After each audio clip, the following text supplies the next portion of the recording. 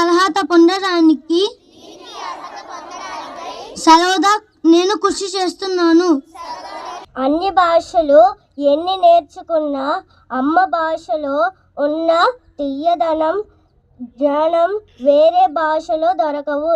ధన్యవాదాలు. నేటి మంచి పదం మాతృదేశం, స్వదేశం.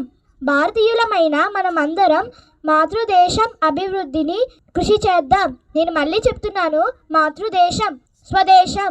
ధన్యవాదములు. భారతదేశంలో తెలుగు భాష దినోత్సవం ఎప్పుడు జరుపుకుంటారు? సరైన జవాబు ఆగస్టు 29. ఈ ప్రశ్న 6, 7 తరగతులకి అంతర్జాతీయ మాతృభాష దినోత్సవం ప్రకటించే సంస్థ ఏది? సరైన జవాబు యునెస్కో. మనిషికి మాతృభాష ఎంతో విలువైనది. మాతృభాష మన సంస్కృతి సాంప్రదాయాలను కాపాడుతుంది. మన ఆలోచనలు మొదటగా మాతృభాషలోనే వ్యక్తమవుతాయి.